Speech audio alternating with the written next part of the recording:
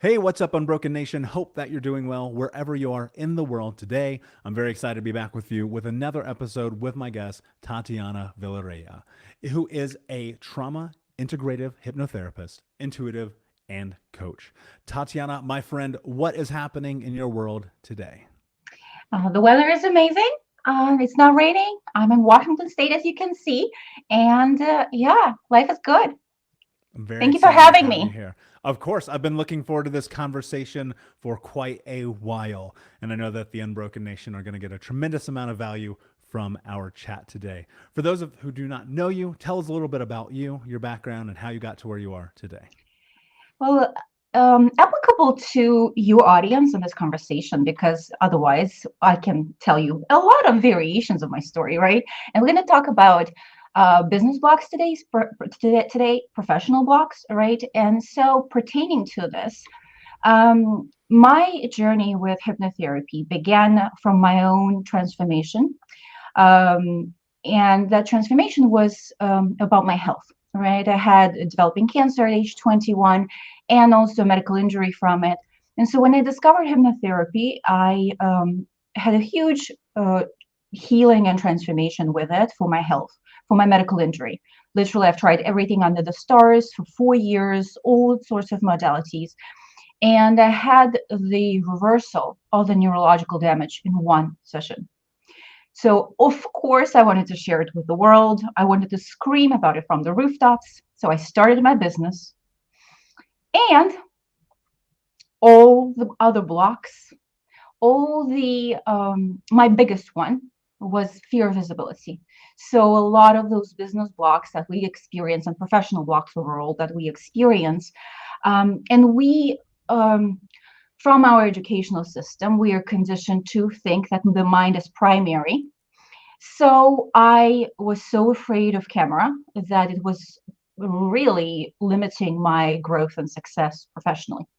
And for those of you who are not aware of how severe of a fear of camera and public speaking can be, I literally would be paralyzed on camera even before even clicking a button, let alone speaking to you like this, right? So I would have my vocal cords shut down, will have like a paralysis state, attack kind of fear. And as you can imagine, I was resisting and avoiding all sorts of marketing, sales. And for a lot of people are not aware that fear of visibility isn't just limited with public speaking and fear of camera. It goes all the way to all the networking, fear of leadership, fear of success, and a lot of other blocks that we are usually told to think of as mindset blocks. And so here I was not reaching enough people, and I was driven. I had my purpose. That's one thing I definitely had. And every time I had to promote myself or even think of it, I would resist. I had procrastination, all the classical symptoms. And I went from coach to coach to coach, and I try to fix all my mindset and belief differently, right? I also try to compensate for my visibility with business strategy and marketing strategy. So, and a lot of people, as I now know, working with entrepreneurs, that we do that a lot. So, but at the root of it, we are afraid of being seen. We are afraid of being visible. We are afraid of being known for what we do and our expertise. And so we are hiding in business, consciously or unconsciously, right? And so that's what I've been doing. And parallel to this, of course, I'm a hypnotherapist, trying all that subconscious work, trying all mindset modalities. I got in $15,000 in debt going from one modality to another, trying to fix this fear of visibility and move my business somewhere. I got in debt. And I remember a moment when I was living in winter in a basement apartment with one window, with crazy dog and neighbors upstairs. And I'm super sensitive to noise, so I was literally going insane. And I just finished a session with another hypnotherapist with suggestive hypnosis. All my defense mechanisms, I'm sure your audience knows, right? That when we start shifting something, all the defenses oftentimes come up. I was eating 3 dinners a night, hungry, So all my protection and defenses were activated. I was going insane from the noise. I was literally going bananas, and I knew at the moment that something had to change. And this is when I started realizing I'm missing something really huge here. I am not getting a full picture. And I embarked on a long journey to investigate and find out why. And my first breakthrough was that I realized that I've been trying to fix a wrong thing all along. I was trying to fix my mindset and thinking when the fear that I had was in the body. And so the trauma that was causing it, and this is why what I do now with entrepreneurs is about the trauma oriented approach to business blocks. The trauma from childhood, transgenerationally, and many other types of influences, traumatic influences, and emotional pain is stored in our bodies and our neurocircuitry, our neurochemistry, because emotions are chemicals, and we run it habitually. And the body has intelligence, right, as you often mention, and the body will fight till the last breath to preserve itself and to save itself. So that's what was blocking. That's the piece that I was missing. And so from then on, I realized nothing that I've tried and most of the approaches, conventional and even non-conventional, the hypnosis, NLP, all the uh, approaches that came from the patriarchal mind first, mind based thinking that the mind can fix itself.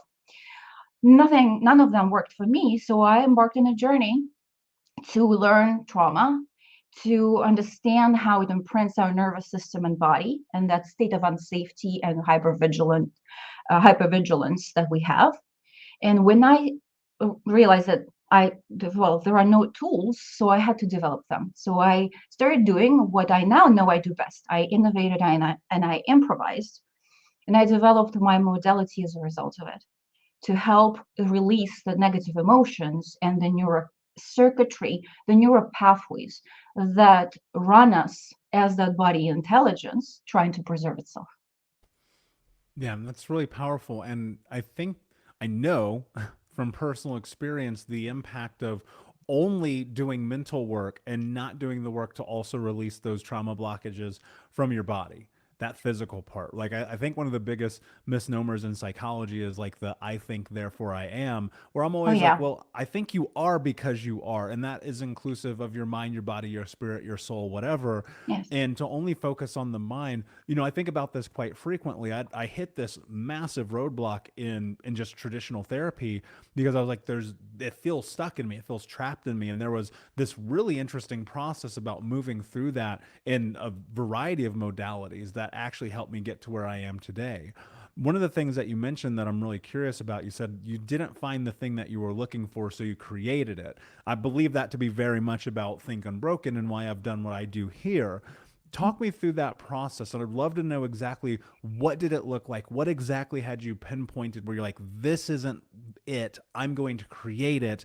And then what is it now that you do that you've been able to leverage to solve that problem in your own life? hmm Well, I will start with the last question, right? And thank you so much for your amazing questions. So, what I do right now is what I've done for myself. And then I was working because I was studying trauma, and I started working with women with trauma, not entrepreneurs specifically. And some of them had businesses. So, when I was helping them release their emotional and relationship wounds and the trauma that's stored in their bodies, that's when their businesses and their careers started shifting. And this is when I realized I am on a mission to help those of us who've been hurt in the past and we are silent, but we live with those dreams inside us, right? I want to help people step into that visibility and impact and not just be driven by purpose, but then blocked and in fear and hiding in their business, but fully step into that confidence and visibility and make an impact, right? So that's how I transitioned to that entrepreneurship work. But how I developed the methodology, well, if I realized that the subconscious work wasn't doing much for the body. Now, again, I had a huge transformation for my health with rewiring the neural pathways for the medical injury. So I knew I had to combine. Has a huge potential. I'm absolutely a believer in hypnotherapy as a tool. And in fact, the reason I had this huge transformation for my body is because I wasn't using hypnosis as a suggestive hypnosis tool. I truly believe that hypnotherapy is a tool to access expanded states of consciousness. And my one of my biggest breakthroughs was we cannot heal or transform something and heal trauma specifically without that shift in consciousness. So that was a big thing for me, for myself, right? I had a near death experience. This is when that shift happened for me. And then I realized that, oh, I can use hypnosis, quantum hypnosis, as this tool to expand consciousness, to shift that perception, because a lot of us store those emotions and those patterns in the body because we can't let go of either shame or grief or sadness or bitterness or anger, right, about something in that past. So combined with that, I realized, okay, we can't heal trauma without consciousness work and a shift in consciousness, but we also cannot get to that. It's kind of like a vicious cycle. We can't get to it when the body is screaming with that unsafety. So I started developing tools, and I believe we cannot work alone. So I would hire and work with practitioners who would put me in a state of hypnosis. And I was using my tools that I was developing in those sessions. So I needed another practitioner to guide me to my blind spots, but then I would use those tools to help myself. And this is when process, by trial and error, I started developing these techniques, combining it all my experience from over 10 years of studying emotional healing and trauma.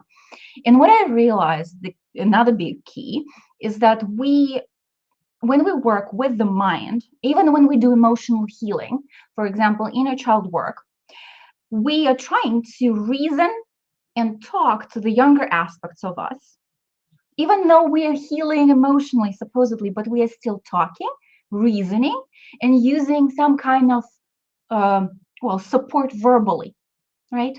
And this is what we are missing as well, because especially if trauma and emotional wounding and conditioning happen in a young age, and prenatally in the womb, and especially if it's transgenerational, no matter how much we talk, the subconscious and the body memory do not understand language and words.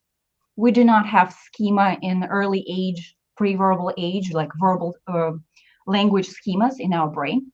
So we're trying to reason, even though we think we are doing emotional healing. We're still reasoning with something that cannot understand words. And I started developing my method, my secret sauce, to how to communicate with both the subconscious and the body memory to release it using a different technique, using a different language that they can both understand. And then we put all the mindset and all the reasoning on top of it. And this is when it changes, because the emotional charge in the body memory, the neurocircuitry, the neurochemistry get released and unhooked at the root. And so what I found is that mindset changes organically and naturally.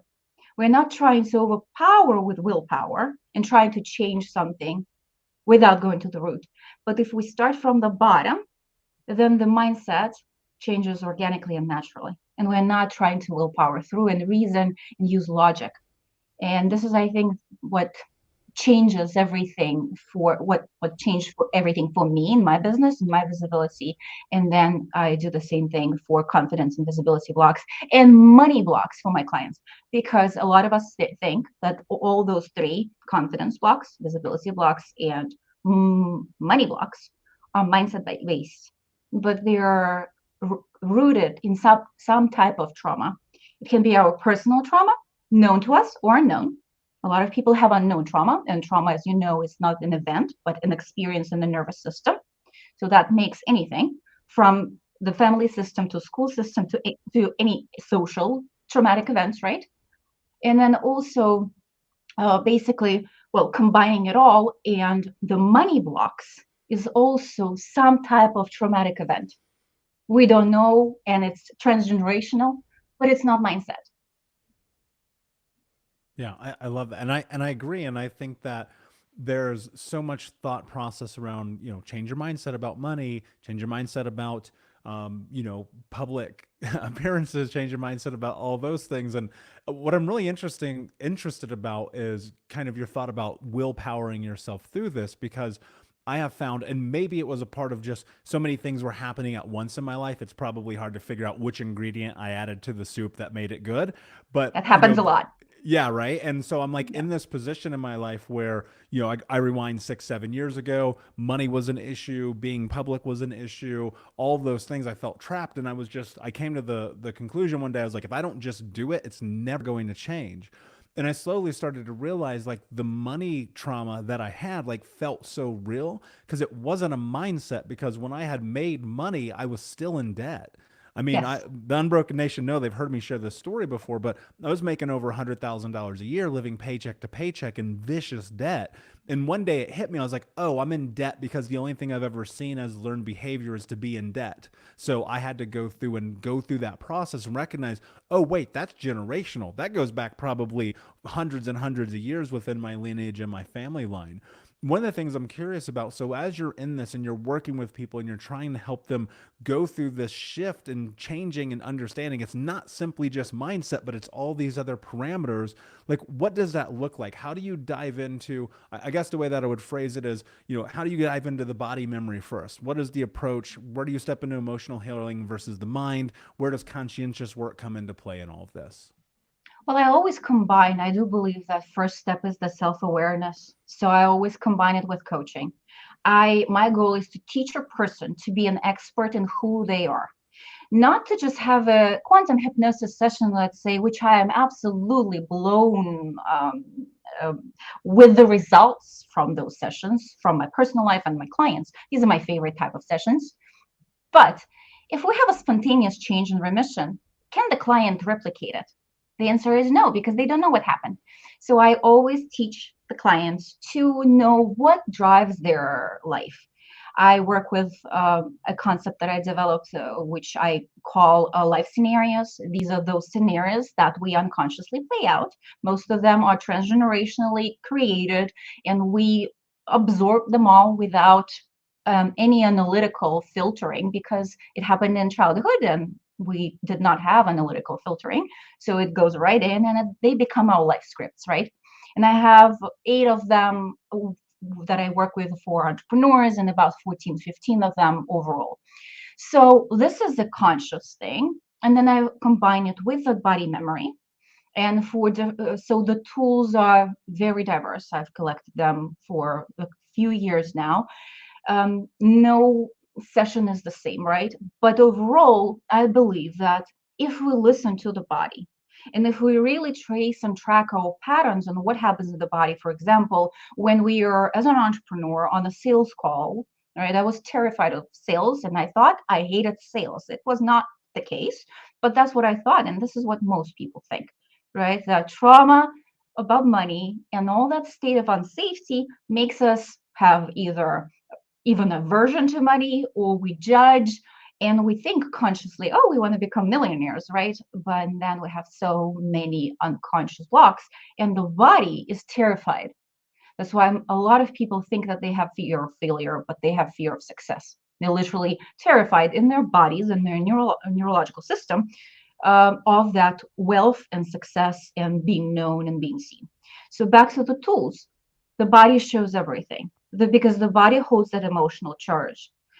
And if I use the language that both the body and the subconscious mind can understand, then, well, it gets released.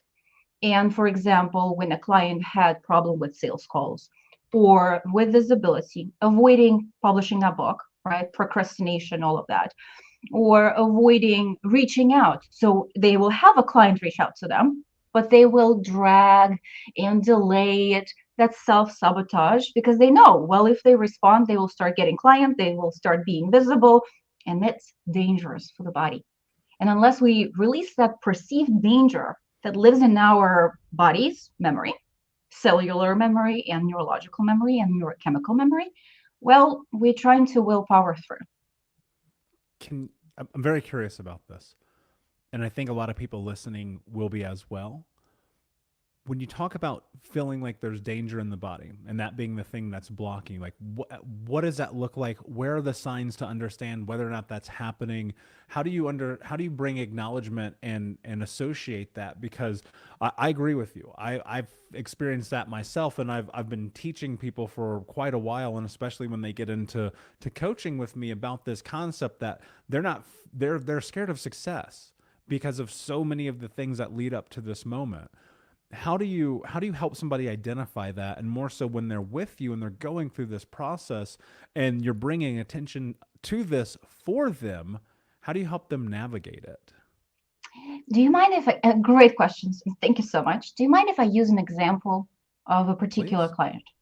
So, for example, working with a woman who is an entrepreneur, very driven. She has the purpose, she knows it, she thinks about it every waking moment of her life. She has tried all the mindset based modalities. In other words, she invested heavily and she understands that she needs to invest in herself to get results in terms of she needs that someone guiding her through the blind spots, right? So she's tried all the mindset work and the business strategy. And that's what a lot of entrepreneurs do. We get heavily invested in those strategy and marketing tools instead of going to the root first. And then all the strategy and implementation becomes easy. Because otherwise, if the root is not resolved, we will be learning strategies and know all about it in theory, but we'll be resisting, right? So that was the case for her. And she thought she had an issue with that mindset. And when we started working together, we, not from the first session, because there are certain layers that have to be removed before that, because healing is a structured process. We cannot skip steps, or the psyche would not even allow us to get to that root cause, to that bottom, right? To the real issue of the problem. So that's why I work on a 4-month basis, right? Both with the coaching and the hypnotherapy combined. So what we discover is that when she was young, she had a really traumatic episode with her family when they were quite well off and their financial situation changed drastically. They lost money. There was criminal activity involved. They not only they lost everything. Turns out she was scared for her life and her family's life. In her body, money and having wealth, being visible for that wealth, forever became associated. Yes, of course, in the limbic brain. Yes, of course, in the mind. But as a child, she spent sleepless nights being afraid that somebody is going to break into the house where they live and kill them all or take their family away. No matter how much she tried to work with that conscious level and read the self-help books and know what millionaire mindset is, she wasn't hitting past that ceiling. She had the enough ceiling, right? She always had enough, but she could not break through to more because that means that in her body, it's equal to danger or death, even, or loss. When we addressed that, everything changed. And then she started using all that strategy and all that marketing that she invested in. She knew what she was supposed to do. So now she combined it all and she went off to create the success that she thought she wanted, but she was blocking all along. Yeah, and I think that's such a really indicative way of looking at the reality that we are the sum total of all of our experiences leading up to this moment. And that means that everything that's ever happened to us in our life informs who we are. And I hate to say it, but I know that there are people listening right now who they're hearing this and they're like, yeah, but that thing that happened, it doesn't really bother me. And what I would love for you to talk about is how do you work through with people where they're like, yeah, but that thing's not a big deal. Yeah, that thing doesn't matter. But like from the coaching perspective, you're looking at it, you're like, no, but you're not hearing what you're actually saying right now. I'd love for you to talk about that. And this happens all the time, especially with very analytical people. Because the reason we become so analytical and intellectual, I'm going to be the first one to raise my hand. I used to be control freak who was super like mind everything, believe it or not. And now I'm saying, well, if we actually treat the body and release the body, the mindset adjusts. It's quite a change, right? So it happens all the time. And my clients, not secretly, quite out loud, call me the queen of working with resistance, because I actually don't work with resistance the main, like the regular way how coaching would work with it. Because I don't try to reason and explain to them what they're missing. I go in the session and I show them, and we find a spot. They feel it all. They cry it out, release it out. I guide them through this process. And then it's kind of like, oh, it's been there all along. And another thing that kind of like that was not a question, but it implies a question. How do people recognize? How do we recognize that there is a block? Well, if we want to reach a certain goal, professional goal, personal goal, relationship, meeting that unicorn partner, but we have not achieved that yet, we don't have that thing yet, that means only one thing. There are blocks within us and certain unlearned lessons within us which are stopping us from having it. Because if we didn't have them, if we were as well, okay, not it doesn't bother me. Yeah, it happened, but it doesn't bother me. But it lives in the body and it does keep us unknowingly from that dream that we think consciously we won't want so much. And so, yeah, if we didn't achieve it, if it's not in our life, that means it's affecting us. And the sooner we dive in and the sooner we release it, the faster our life will change. You said something really interesting. I want to go into a little bit more. You said if you don't have what you want yet. I think so many people, yet is such a powerful word in my life. And I think so many Oh, yeah. people tie on to this idea that they're never going to get it because they don't have it today. And you think about all the people who start courses or read the books or listen to the podcast, and you see 2% of people like complete these things because of those blocks that most often subconsciously show up and keep them from being able to have that thing that they want. I started thinking about life from that scope of yet, and that became such a powerful word for me because I realized that the only way I was ever going to get what I want was not only necessarily to be patient. And I look at my goals and I go, most of the things I want to do, they're 37 years away. That's a little mind game I play with myself. It's an arbitrary number. In 5 years, my goals will still be 37 years away, right? Yeah. But I think that one of the most important things people get stuck onto is the identity that they're never going to get it. So how do you help people understand that the possibility for them to have what they want is there, and how do you guide them through that while they're still trying to process this idea of like, but I don't have it today? And my answer to this would be for myself, for my friends, for my clients, for anyone, that lack of self belief and self confidence and self trust also comes from emotional pain and something within us that we deeply anchored in. And this is why we cannot look outside of that box we are in. And the second portion to this would be this is why I mentioned earlier that I don't believe that we can fully transform and change without a shift in consciousness.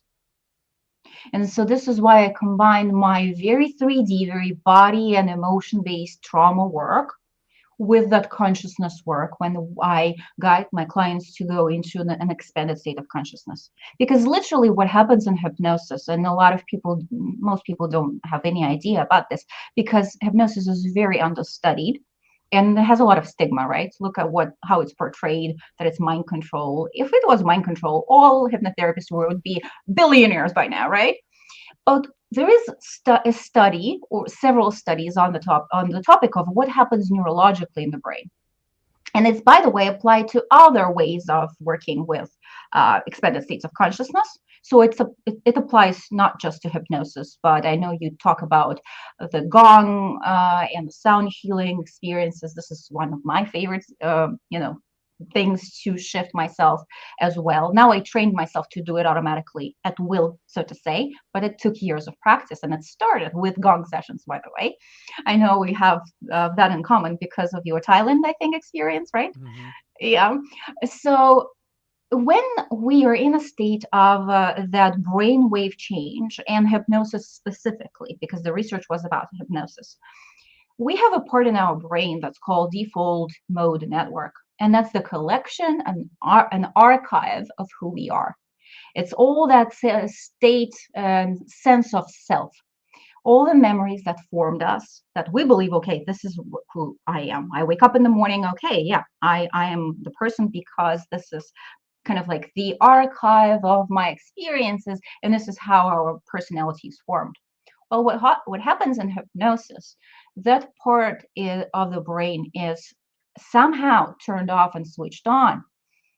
And so my theory, it's not a scientific claim, but I have so many experiences to prove it with my clients and myself, is that when this part is switched off, and it's also functions differently with the emotional centers in the brain and sensory centers in the brain, this is when we are expanded outside of our personality, and we are not no longer just the ego and the mind and the personality and the body, but we this is how we access the higher guidance and connect to that higher consciousness.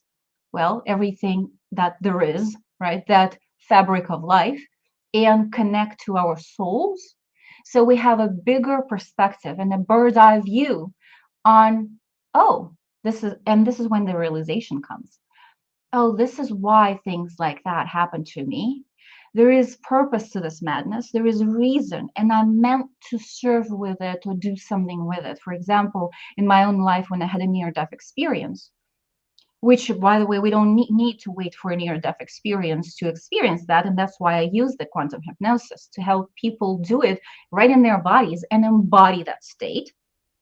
And when we have that bird's eye view, the shift in consciousness from the victim state, this happened to me and that happened to me and my parents did not love me, and by the way, I'm the first person to be this person, right? Because I haven't talked to my father for 13 years of my life, and I had a very difficult relationship with both of my parents. And the shifts in consciousness and that body work combined is what created that. Basically, when we realize the bigger picture, the purpose, when we are not just looking at ourselves as a small ego personality uh, aspects that are hurt and wounded and asking why, well, we stop asking why and we step into the power and create from that place with all those experiences and that wisdom. That's when we get the wisdom part. So one of my ways of working with it is that work with expanded states of consciousness using quantum hypnotherapy. Yeah, and there's a lot of, I want to phrase this in a delicate way. There's a lot of people who are listening to this right now who's like, this is nonsense. Yeah, And absolutely. and what I want to demystify it a little bit, because I think that I know, excuse me, from own personal experience, like the impact that hypnotherapy has had on my life is incredibly profound. I mean, again, I talked about this idea of throwing all these different ingredients into the soup and then finally getting a good soup. And in that, one of those ingredients was absolutely hypnotherapy, because I Mm. found that, here's what I think. Why would it not be plausible that something like hypnotherapy could work, in consideration that we're on this spinning ball in the middle of a galaxy that just happens to be perfectly able to contain human life?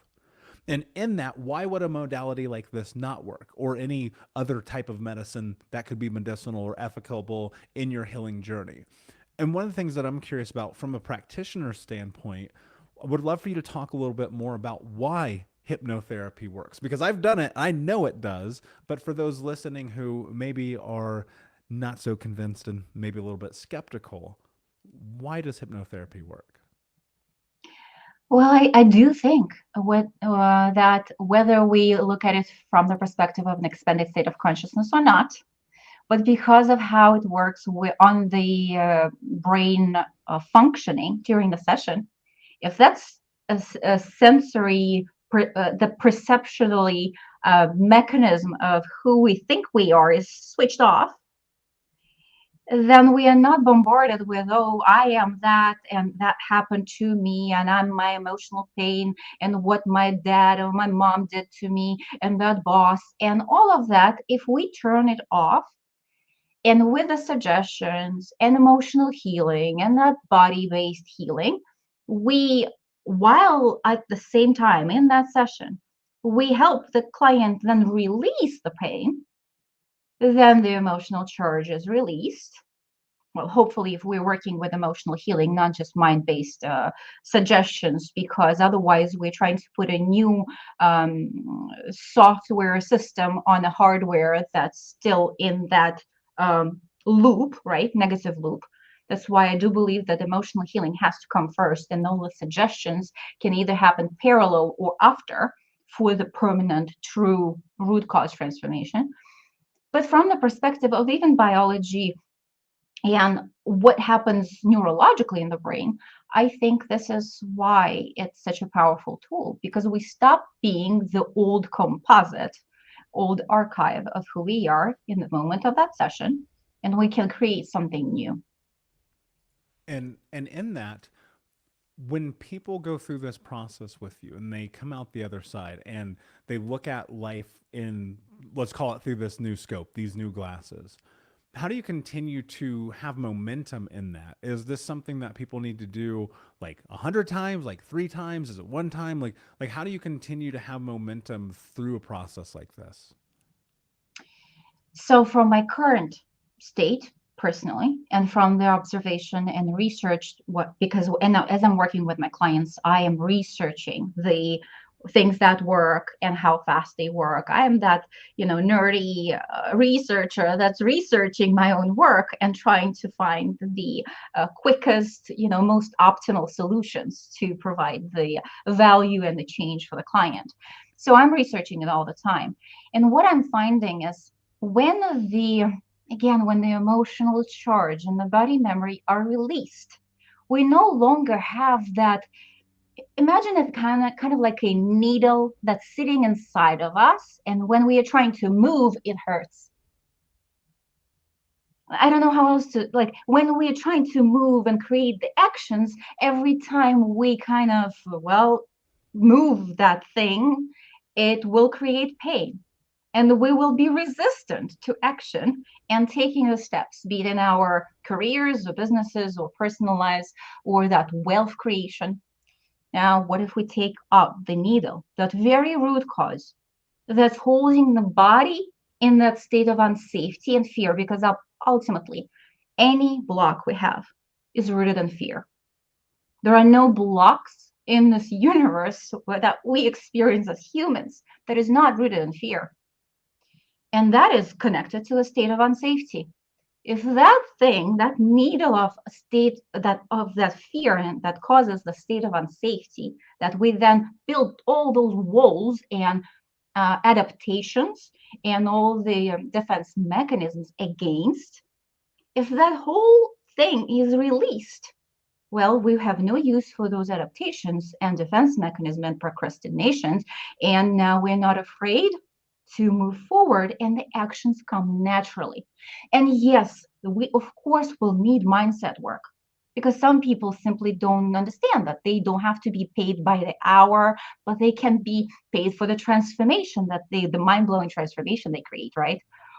Shifts like that. Or for example, that a millionaire will think very differently than a person who came from poverty, as you will know and I will know, right? So things like that, yes, they are about mindset.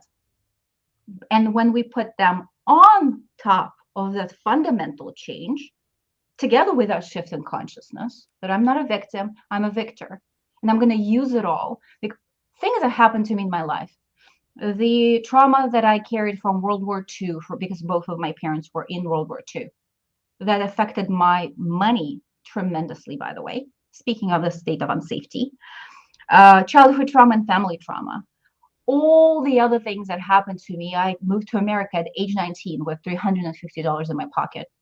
I should not have made it. Things that I do right now should not have been possible. And they are possible because of all the things that happened to me. As I'm sure you will agree for your own life, right? If we are given a purpose, we will be giving a journey to this purpose. And only with releasing the emotional pain that we have, that we've been holding, that we hold, that we can then look at that purpose and say, okay, I'm ready. I'm not hurting anymore. I'll like bring it on. I now want to speak on stage and I want to be visible. I want to do the TED talk. I want to do this and I want to do that. And I want to transform perception of money from the trauma to freedom and all the judgment and all the, I hate sales and all of that. Yeah, that's really beautiful. And I'll tell you from personal experience that until I started healing the emotional aspects of this, I would never be able to implement the mindset things. And even what's really funny is I think about this pretty much every single day. I go, am I still blocked? Am I still like, what other mindset things do I need? What else do I need to actually apply to my life to go to the next level? Because I think that there's this beautiful, it's like looking up at a mountain and you're like, this is a base camp. And every single day that you're moving forward, you're setting up a new base camp. You're doing this thing. But the mountain, what's so fantastic about it, there's no peak, there's no apex. You can Yes, just keep going and going and going, but you have to be willing to go through the what I would call the training, the montage, right? The Rocky movie of sitting down there and healing all of those emotional things that are in your way, because until you do, and I am in complete agreement with you, until you do, nothing is going to be different. Tatiana, this has been an incredible absolutely. conversation, my friend. Before I ask you my last question, can you tell everyone where they can find you? TatianaVilarea.com is my website, and I will give you a link for that freebie for your audience with the basically it's a video, it's a series on that inner child healing and the connection to financial blocks and how it shows up in our business, a whole list of these symptoms that people can then recognize and learn more information about. And again, more information on that inner child healing work applicable to the body-based tools. And I am the only Tatiana Vilarea with one L, with one R on Facebook and Google. So I'm there. All the videos and posts that I make on Facebook are available, open to public, and I would love to answer any questions. Yeah. Amazing. And of course, we'll put those links in the show notes for the Unbroken Nation. My last question for you, my friend: what does it mean to you to be unbroken? And my answer would be again in the lines of we are only broken or we feel broken or we judge other people as broken from our minds and personalities that are holding those emotional pains and that memory in the body. When we release them, then we understand the bigger picture that, oh, I have not ever been broken. It's all perfect. No one is broken. Because when we stop holding the emotional charge, when the emotional charge and the emotional pain with the neurochemistry and all of it connected to the body, when all of this mechanism, the entire mechanism is released, then emotional and mental freedom comes and the realization that we have never been broken. We're perfect. Everything is perfect. And now we can climb all those mountains because we have all that free energy. We're not spending it on those survival and adaptations any longer. And we can conquer new mountains, and those mountains will move and become bigger, and it will be easier to climb them. Beautifully said, my friend. Thank you so much for being here. Unbroken Nation, thank you so much for listening. Please like, subscribe, comment, share, tell a friend. And until next time, my friends, be unbroken. I'll see you.